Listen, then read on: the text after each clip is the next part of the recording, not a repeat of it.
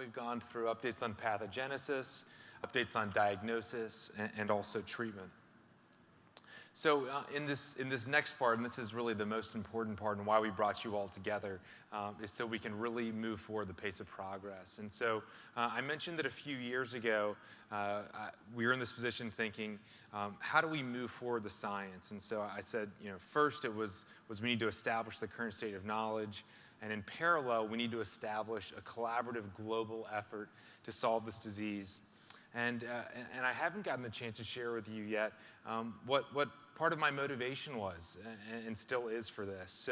So I'm a physician, a recently graduated physician. I'm also a researcher.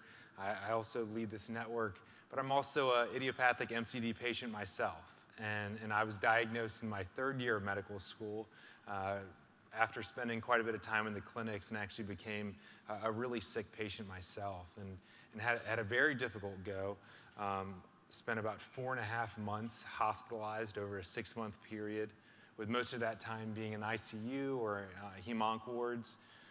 Received 7 different chemotherapy agents, and actually even had my last rites read to me in November of 2010. So that gave me an incredible motivation and a sense of urgency to join together with all of you and to try to take this disease on. I've been very fortunate. So that was a tough go in 2010. I was able to get into remission, but I've had 2 relapses since then. And so as I think about us moving forward the science, I'm driving it forward in many ways to save my own life, but also to save the lives of a lot of other patients out there. So in the second part of the meeting, I'm going to go through briefly where we are with the Castleman Disease Network and how we can turn to each of you to help us to take this disease on. Briefly, before I get to this, I want to share a brief anecdote that last night at the patient summit we put on, there was this theme that came out of the meeting that Castleman's afflicted the wrong people. And we all decided, the almost 30 of us, that Castleman's has hit the wrong people and that we're going to take it on. And I think Castleman's has also affected the patients of the wrong doctors and researchers out there, and it's in trouble. So in the second part, I hope we can put our minds together to figure out what we need to do over this next year to stomp the disease out. So we went through briefly in the video that we played earlier what the CDCN has done and where we are today, but I'll go through this briefly again.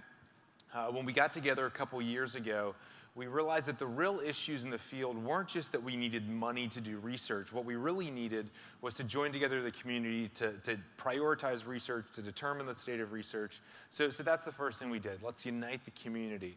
Then let's use the community to prioritize what research should be done next. And then let's execute on those strategies, those projects that are prioritized. And in parallel, let's build partnerships with industry and academia. And so we did this through first connecting with the global experts. Many of you were at our first meeting, our first ASH meeting 2 years ago, and many more last year at our 2013 ASH meeting.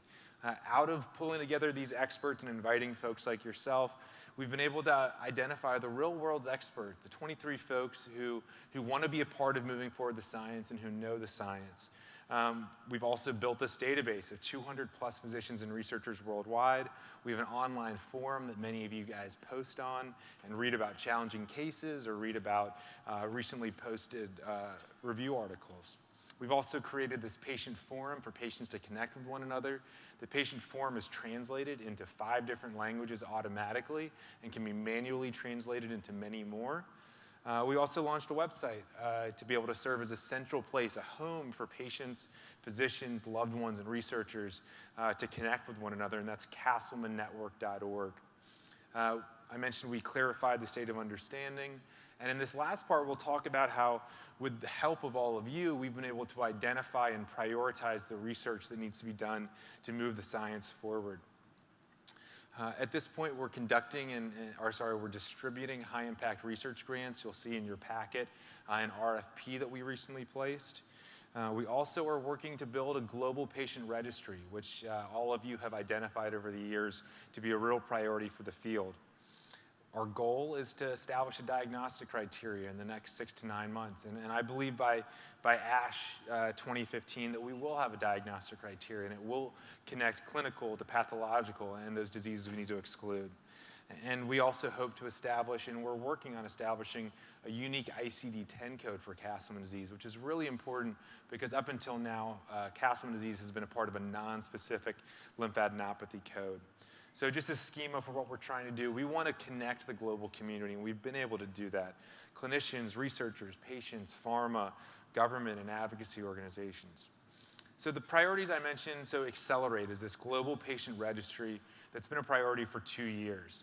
It's a collaborative partnership that's being finalized hopefully in the next few days, but a partnership between this network, the CDCN, the University of Pennsylvania, and Janssen Pharmaceuticals to try to move forward the state of science, to try to clarify the natural history of the disease so that we can better understand how to treat the disease.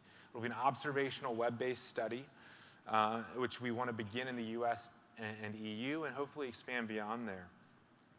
It's going to integrate multiple data sources, so patient-reported data, or physician-reported data, and medical record extracted data so that we can maximize data while minimizing physician time. So in the US, patients will actually be able to enroll themselves into the study. Our goals are to improve the understanding of the disease. We also hope to meet an EMA requirement for Janssen to monitor patients now that the drug's been approved. We want to generate real-world data on Castleman disease diagnosis and treatment. And we want to build an infrastructure for future research, for translational research. So I also mentioned we've been working on this international research agenda. And this research agenda is based on ASH 2012, ASH 2013, and many of you have filled out surveys over the last couple years about what the priorities are for the field. And so we pulled all that data together, and we've taken that data to the Scientific Advisory Board for the CDCN, and also our leadership team, Jason Ruth and Chris Nabel, to try to refine that list and prioritize it. And we've done that, and so now we have a comprehensive list of what we think the really high-impact studies are for the field. And we hope to use this to track future studies and also identify what needs to be done next. So in thinking about what needs to be done next and next steps for the global community, we need to execute this international research agenda. But it's not something that can be done at one site in Philadelphia or wherever it may be. It's going to really take a global effort. And some of our priority projects are viral discovery, so searching for a novel virus that could be driving idiopathic MCD. Also serum proteomics to be able to characterize the cascade of chemicals involved in idiopathic MCD. Doing intracellular signaling studies to determine what pathways are activated within cells. And trying to figure out what classification should this disease really fall under. Is this an autoinflammatory disorder? Is it a malignancy, and this is a paraneoplastic syndrome? Or is there a virus driving it? We also need to identify that cytokine secreting cell. So I mentioned we are distributing research grants. The RFP is in your packet.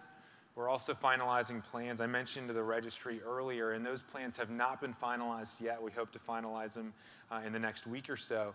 But it really is an important step for the community. It's an important step for the entire Castleman disease community to bring together industry, advocacy, and academia. As I mentioned, we want to establish a diagnostic criteria and also establish a unique ICD-11 code, so just beyond the United States. So really quickly, the pathogen discovery initiative, and this is looking for viral discovery or another type of pathogen. So we know that HHV8 plays an important role in a cohort of patients, and we know another cohort of patients have a very similar phenotype. And so based on that and the fact that we've identified viruses in idiopathic MCD patients, we're hypothesizing that maybe there is a virus that's unidentified we need to discover. And so we have been in discussion and have the opportunity to collaborate with Ian Lipkin at Columbia University. Dr. Lipkin was a person who associated particular encephalitis clinical syndrome with the West Nile virus, and he has a very, very strong track record of viral discovery. So we're interested to move forward in working with him using his technology. As I said, extremely well experienced. And what's important is really a discovery platform. It's unbiased, and we're looking for viral sequences. But we need tissue samples. We need frozen lymph nodes. We need unicentric. We need 5 unicentric lymph nodes, 5 HHV-associated MCD, 5 idiopathic MCD lymph nodes. And we're inviting collaborators and investigators. We'd be very pleased to include you as an author on that manuscript and to be a part of developing the manuscript. And we have several physicians, including Dr. Van Rhee, Amy Chadburn, Alexander Fossa, who have all said and committed that they want to contribute to this study. We will also need expertise beyond launching the study. There are many of you in this room who are experts in virology, that if we do find a hit, then we'll need to go after this virus even further. So I mentioned Chris Nabel earlier, who's our Director of Clinical Research for the CDCN. His email address is here, and also it's in the packet. So please reach out to him if you're interested in collaborating and being a co-author for what I think could be a really significant breakthrough study. Another important study for us is serum proteomics. So we haven't been able to characterize the cytokine cascade and the proteins involved in IMCD to date. We've never done it. It's never been tried. And so we feel like it'd be extremely important, and many of you feel the same way, to be able to characterize what chemicals are released early in disease, late in disease, what chemical could be a positive diagnostic marker. Maybe there is a cytokine or there's a chemical that we can say, when this biomarker is over a certain level, this is idiopathic MCD. And so we need to do this kind of unbiased discovery. We've been in discussions for a collaboration, again, with Janssen, who's been a wonderful support of the community, about potentially being able to do this kind of a study on serum samples that already exist. But again, we really want to invite all of you to consider providing serum samples from patients to be a part of this study. And ideally, it'd be patients who are in remission and then with active disease, so they can serve as their own controls. So that is our full agenda, and now we turn it over to all of you. And so what I'd like to invite you all to do at your tables is we have 5 questions that we want you to discuss. And so we'd love for you to take the next 20 minutes to discuss these 5 questions. Please identify someone at your table who's going to be the scribe to write down notes, so that way at the end of the 20 or 25 minutes, we can present to the group and have an open discussion. So the 5 questions. What research questions, if answered, would be most helpful for you and your patients?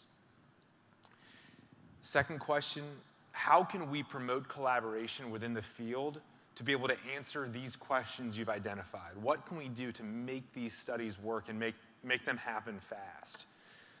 A third question, have you used any new treatments or made any interesting clinical observations that you'd want to share with the group? Fourth, what should be our top patient support priorities, whether that's a patient forum or more patient summits? And lastly, what do you plan to do to help to advance MCD research and patient care after this meeting? What's your real big takeaway for post-meeting? So please, in the next 20, 25 minutes, please discuss at your table and make sure someone's writing it all down so that we can capture this and build on it. Thank you, guys. All right, now we're going to take some time to review everyone's answers. So I believe Dr. Nasta is going to kick us off. Dr. Nasta, is there one of these questions you want to answer, all 5 you want to answer? But again, we're trying to move things forward. If you don't get to answer all the questions orally, make sure to leave your scribe afterwards, and I can guarantee you we'll go through everything that's written. So please, Dr. Nasta, kick us off. And we do have a microphone running around.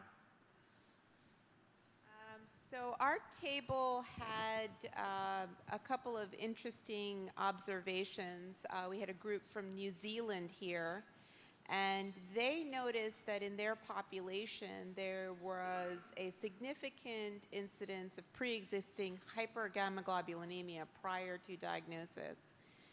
And this was despite a variety of different genetic backgrounds of their patients.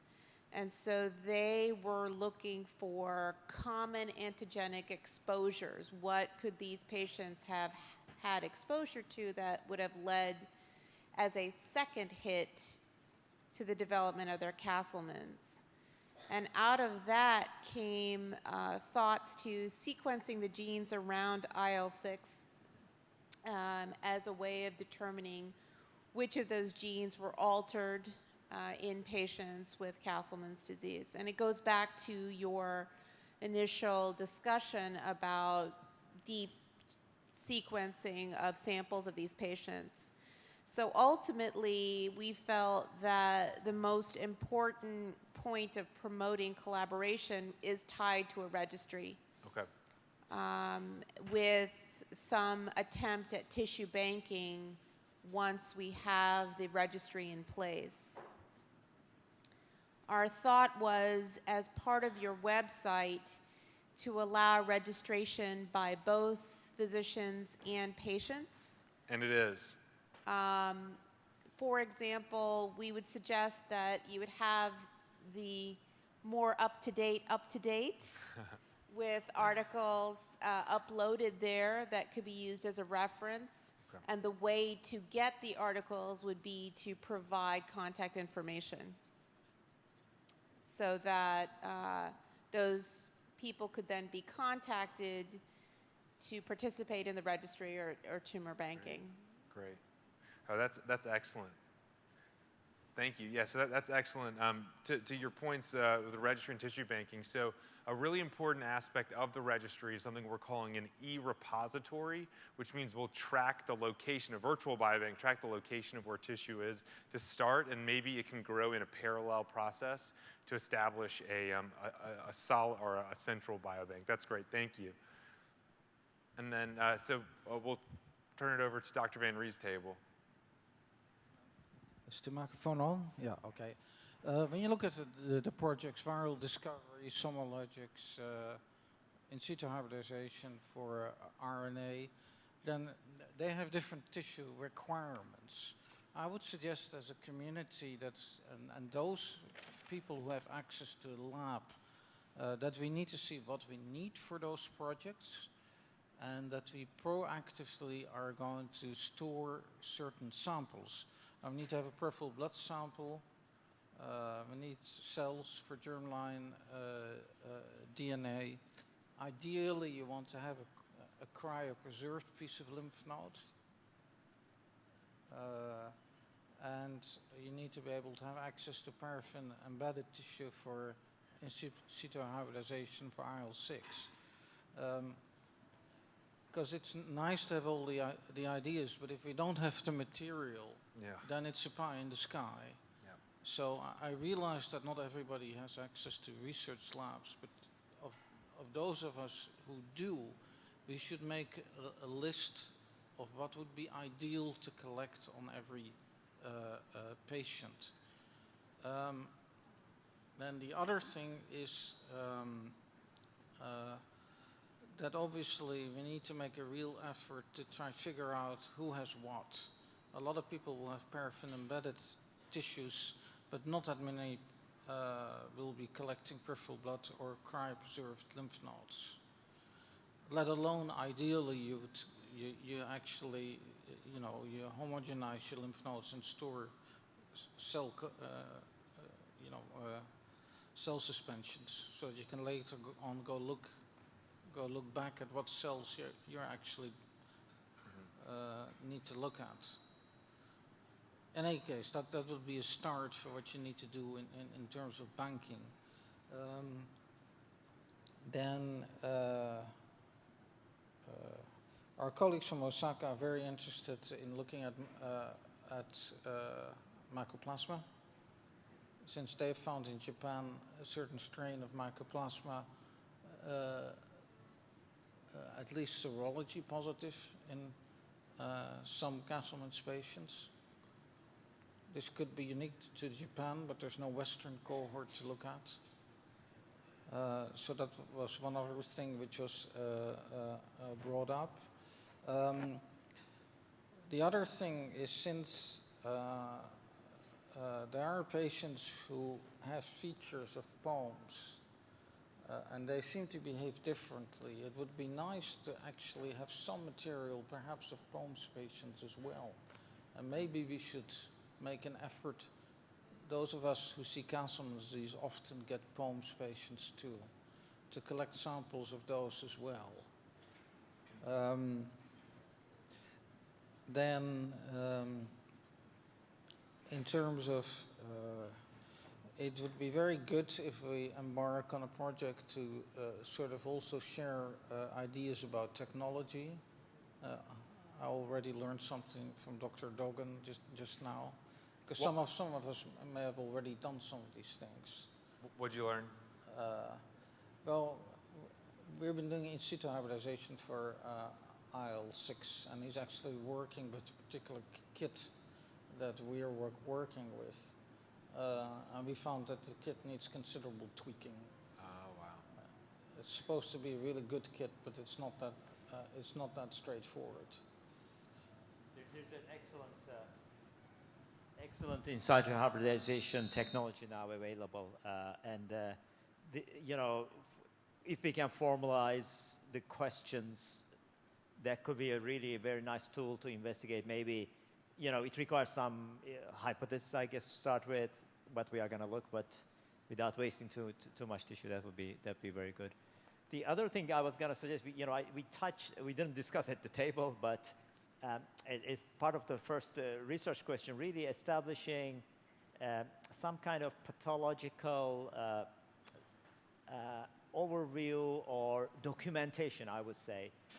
This could be central review, shared information, scan slide. I think that would be extremely helpful. So, we are all diagnosing Castleman disease, but we don't know whether they all look similar, and that hasn't been addressed. So that could be really, I would call it pathological documentation, and we can talk about the tactics to do that, but there may be ways of addressing that, because I think that would really help if we can see, okay, we are seeing this pattern of cytokine expression or clinical features in 25 patients. Do they share the same pathological features? Is there anything special, or is it all heterogeneous as before? So that would give us really a core to address some of the more scientific questions. I agree. That's a great suggestion. I like that a lot. Just building off of that last one, I wonder whether there's some way that we could integrate that central path documentation into the patient registry natural history study.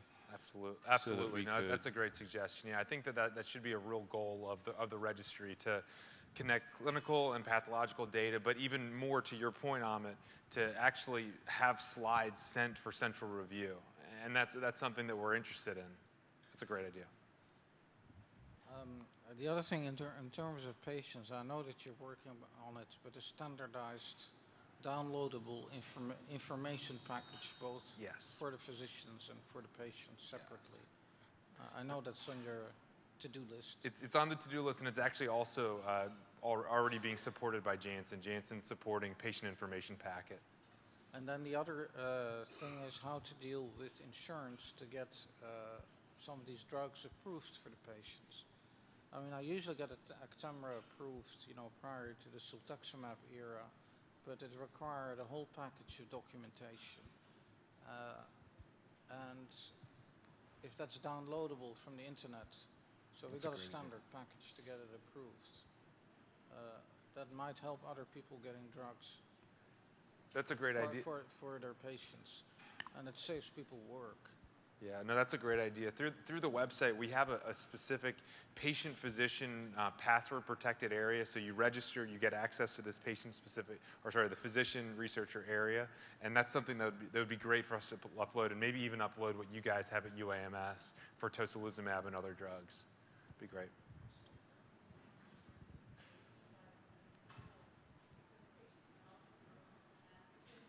Yeah.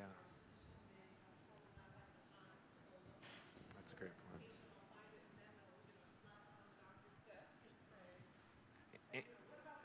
Angela makes the great point that we shouldn't draw the line between physicians and patients, particularly for things like that, like drug approvals, because a lot of times patients are going to be their best advocates and are actually going to be the ones who will print it out, take it to the doctor. So that's a great point. It shouldn't be on one side. That's a great point. Yeah. Do you guys? Oh, Vera. Oh, you got the mic. Excellent. Nice. Okay. Thanks. Okay, so I will just go for questions. So the first question was what we had, what research question is, if answered, would most helpful for our patients. So the questions what patients ask is why disease happens. Yeah. That's a big question which we are trying to find the answer. So I think trying to answer on that question, we will need to have a treatment algorithm based on biomarkers and biomarkers for multicentric Castleman disease and potential response to treatment. Also, those biomarkers specific to some subgroup of the patients because patients are different. Another question is what we think would be important to address is reach consensus on treatment in the world, within the community. Also about, in a couple of those questions, what we found needed answer, we found that it's important to have a reference treatment center where, if patients come, where that patient should go. Where is that expert who could see that patients and help the best? So how can we promote collaboration to answer these questions? Well, we think that CDCN already does that, but I think now CDCN is already entity, and now it's time to reach out to other lymphoproliferative disorder groups or expertise or communities which are on lymphoproliferative or immune disorders. So by comparing multicentric Castleman disease to other lymphoproliferative or immune disorders, we may better define what is specific for this disease. Such as lupus or rheumatoid arthritis, we already talked about that. Also, again, provide reference center, registry, a community connection. And I believe there is already on website, we have that, or we should, that patients should go some places on web or somewhere that they could find answers to their questions. Have something like patient forum on web. Also, what do you plan to do to advance research?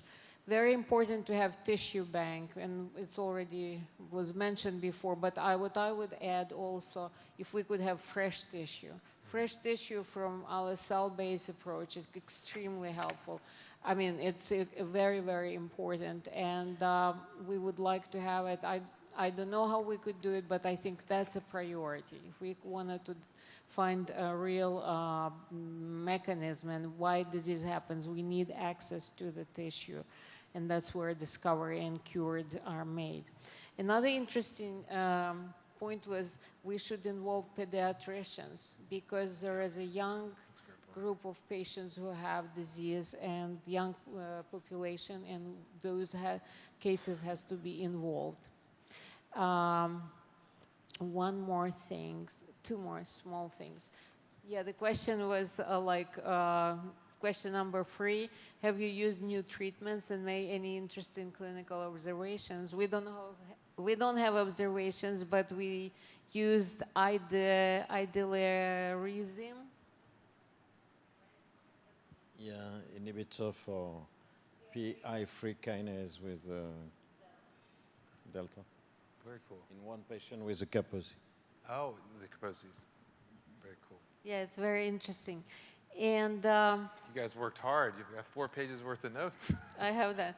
Well, the last word we finished, collaboration. Collaboration between clinician and other group diseases. Yeah, that's great. You guys hard at work. I'm very impressed. So a couple things just to highlight. So I think this patient to physician referral piece is really important. We've had a little over 100 patients register on our website over the last 3 months, and almost a half of them have contacted us asking for an expert physician to see. So these aren't patients already seeing Dr. Dispensieri and Dr. Van Ree. These are patients that are seeing a community doctor and they want to see an expert. And so that's a job that we really want to help with. So we need physicians to self-select themselves and say, I want to be referred to. I know that we've referred patients to you, Gordon, already. And so we need physicians to self-select, and then we can refer people nearby to you. And then the other piece about pediatricians is really important. Surprisingly, the patient summit last night, there were 3 patients that were at the meeting that were very, very, very young. So it's very clear it affects young people. It hasn't really been acknowledged in the literature up until now. Great, Chris. So from our table, I think a lot of the things that we talked about have already been written on the board, which I think is a good sign that there's a consensus in the room. I think one of the big things that we talked about is just the notion of how to diagnose this disease, just providing some consistency for how to diagnose, what the testing portfolio should be for evaluating a patient, recommendations for what tissues to collect. I know we've talked about all these things, but eventually moving to a place where we have more specific tests than just histology to make a diagnosis. Yeah. And what Ahmed said earlier about having clinical correlates to go along with histological findings and laboratory findings really resonated with the group. We talked a little bit about using new technologies, particularly high throughput technologies, to try to get a sense of how things might work, particularly on a cell-by-cell basis. We talked about CyTOF and sort of a high throughput new mass spec flow cytometry technology. And then a lot of what's already been mentioned about having expertise for reevaluating patient tissue, potentially having not just physicians who are willing to serve as a referral center, but pathologists who are able to serve as a tissue referral center, and reaching out to pathologists to establish a network there, in addition to that with the clinicians. That's great. Yeah, those are great. I think, I guess one thing I would highlight out of the many great suggestions is the diagnostic criteria. I really feel strongly, and I think many of you do as well, that it needs to have clinical features, histological features, and then specific laboratory tests that need to be done to make sure to rule out related disorders. And I think that we really need all 3 of those as part of a diagnostic criteria. That's great. Who's oh, great, back there. Hi. So regarding the first question in our table, we're discussing about what research questions will help our patients. And the first one that came was with what would we should do for patients who fail cetuximab therapy. Mm-hmm. So this is something that we have to answer. Other thing that came up was what would be the minimal workup, and if there's a possibility of a guideline for doing a minimal workup for patients with suspected Castleman disease. And also looking at better diagnostics tools. I mean, everything thought about that. So that was for our first question. Regarding the second question, I think everybody talked about that, but I think it's important to have a unified registry and probably a sample bank or a sample collaboration to see what we can answer about that. Regarding the third question, we're talking about something on clinical observations. We actually talked about some overlap on clinical symptoms between Castleman's and angioimmunoblastic T-cell lymphoma. And there's also this vascular proliferation, interleukin-6 hyperexpression. So we probably should take a look on maybe follicular T cells or the 6 cells in Castleman's disease. The other question would be what should be our top patient support priorities? And I think what we talked about would be what should be the plan B in patients failing cetuximab. I think that's the most important. And the last question would be what we thought about research on Castleman's. And besides the registry, Javier came with the idea of taking a look at the bone marrow findings in these patients with cytopenias. I thought it was actually a very good idea. So that's it for our table, right? Yeah, that's it. Yeah, that's really interesting. No, thanks for sharing that. I mean, the point about bone marrow is really interesting because most case reports don't publish bone marrow findings, and you see a lot of heterogeneity in the few that will report something, except for this one group of patients in Japan, which I don't know if they're planning to talk about. You guys going to talk about it, or I won't steal your thunder? You go.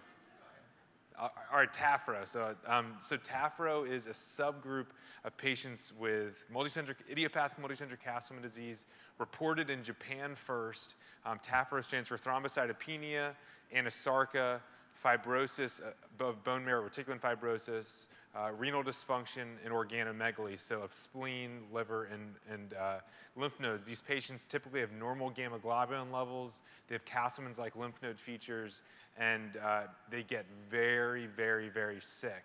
And so what's interesting about that one subgroup, so they all have this common bone marrow finding, they all have common lymph node findings, and they all have really common clinical and laboratory features. So all of a sudden, out of this mess of idiopathic MCD, there seems to be like this one group of patients that actually have really common clinical and histopathological features. And so Tom and we're chatting at the table over there, were saying that this might actually be a really good group for us to try to study further. One reason being that these patients are not just in Japan. There are a lot of patients with those features in the US. They're just not being published in case series like they are in Japan. Hello? Yep. So we'll be brief.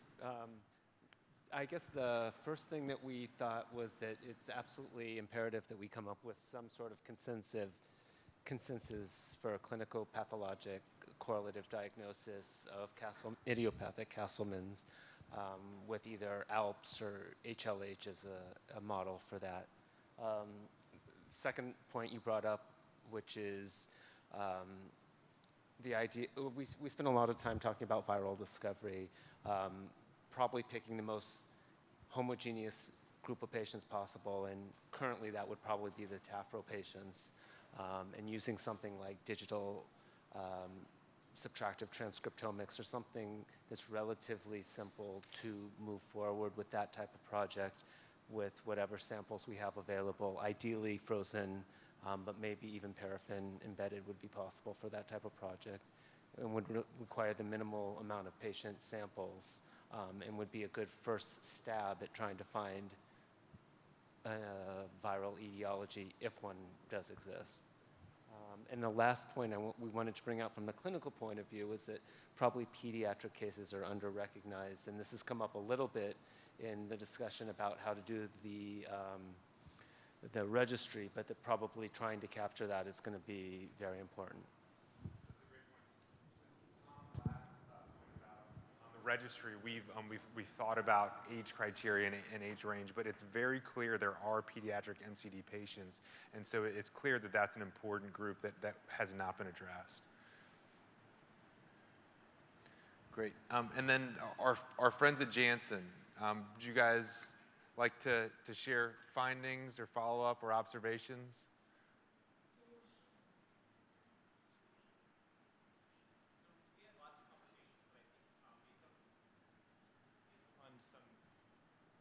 Is this on? There we go. We had lots of conversations, but I think based upon some advisory boards and things that we've had very recently, we're certainly very much in agreement around the collaborative piece.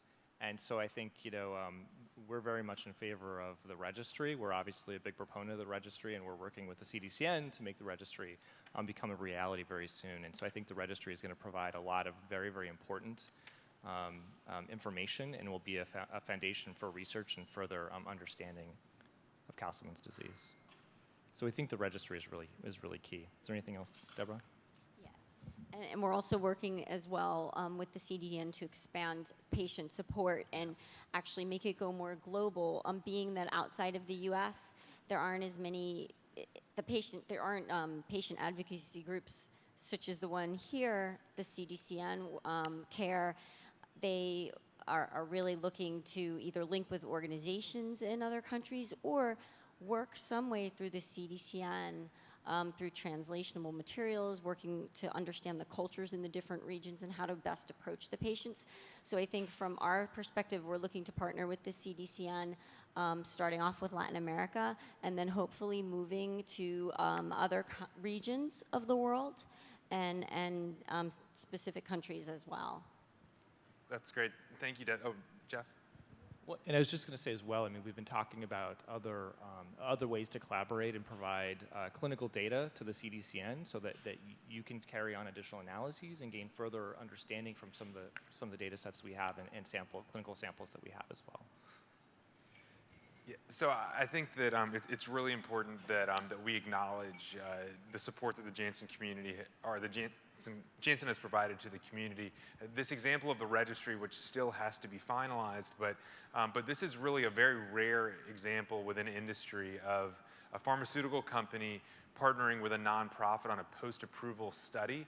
Most post-approval studies are done by CROs and the data is kept in-house and it's never disclosed beyond that. This is a wonderful example of where a company has decided, okay, we have to do this to meet a regulatory requirement, and this community really needs the data, and so they're actually going to work with us to do that, and I think that it's a very rare example, but a really great example, an example of how Janssen has supported us already, and I think the start of many ways that we can continue to work together. So thank you guys for those comments. Great. So I think we've gone through each table. I want to see in these last few minutes, are there comments that people want to make about some of the things that we mentioned here and that other groups brought up? Kazu? Or is the microphone coming around? Said my discussions and the questions. Already they are answered to you. But one of the younger experimenter, Noriko, want to say something about the Tafro syndrome. Do you want to? Say about the Tafro. It's okay. It's okay. That's okay. And Kazu, I just realized we're beyond 9 o'clock right now. So Noriko, I'll chat with you about that afterwards. That's okay. Anyway, she wants to do such an experiment or research concentrated in the Tafro syndrome in Japan too. We'll have to stay connected on that. Thank you, Kazu. So in this last bit, I just looked at the clock and realized we're after 9 o'clock. I apologize for that.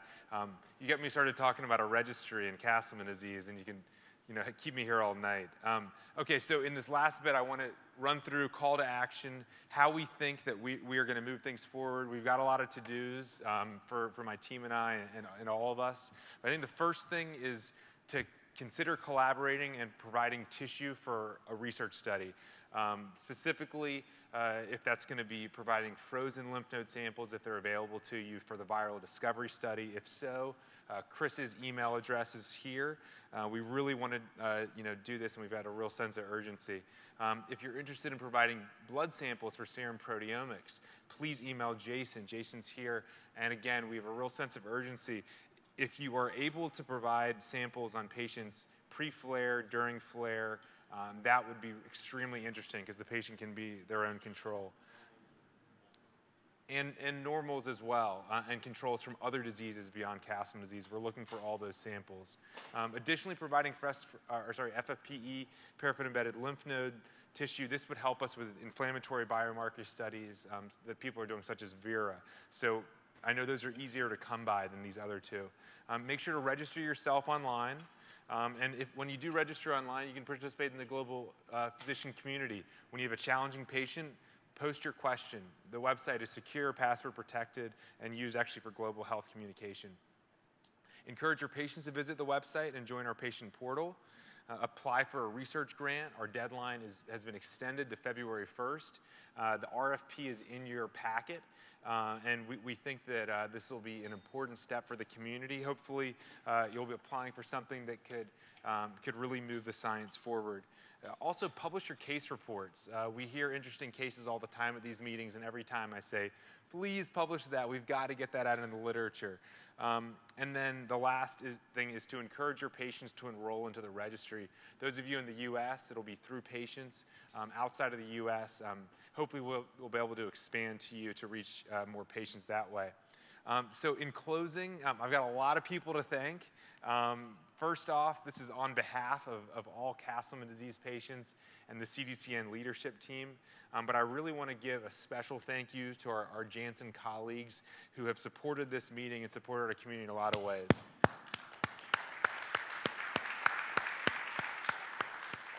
I also want to express a personal thanks to just a few people, and I did not include enough people. If I had enough space, I would have included a lot more that are not on this list, but specifically Dr. Rubenstein, Chris Nabel, Jason Ruth, Grant, Emily, and the whole scientific advisory board that's here. You guys have given so much of your time, and I think we really are making a lot of progress, and we're getting closer. I also want to especially thank Mirth, and then I'm thanking Emily again, because Mirth and Emily have done so much to plan this meeting and to get together 40 to 50 of the top people around the world. I want to close with a couple photos, and so this photo here I've shown you guys before. This is a Castleman. And I first found this picture a few years ago when I was giving an NIH talk. And I decided, and I told Tom and his colleagues, I said, this is the only Castleman I could find, but he's way too puny. He's like, got these skinny arms. And this is not the Castleman that's beaten me up, a lot of times and put me in the ICU. This is not that Castleman. So anyway, we found a more appropriate Castleman. This is like a warrior. This is the Castleman warrior. He's got a shield. He probably needs like a machine gun or something, but this is a lot more appropriate Castleman warrior. And so when we were putting together our patient community on Rare Connect, I showed these two photos, and 2 weeks later, this photo showed up on our Facebook profile, and this is one of our patients who got the Castleman warrior tattooed on his shoulder. And I think this is like the ultimate example of patient engagement, that this patient literally, got it tattooed on his shoulder because he's coming together to fight back against this disease. And actually at the patient summit, we actually met 2 more people who just got the same warrior tattooed on them. So I think this shows you there are a lot of patients out there, a lot of loved ones out there who are waiting to join something to fight back. And I think we're providing that for them. I think we're providing hope for them. And when I say them, I mean me as well, providing hope for us, for our future. So thank you guys on behalf of each of these warriors. And it briefly list our wonderful group of scientific advisory board members that I also want to thank.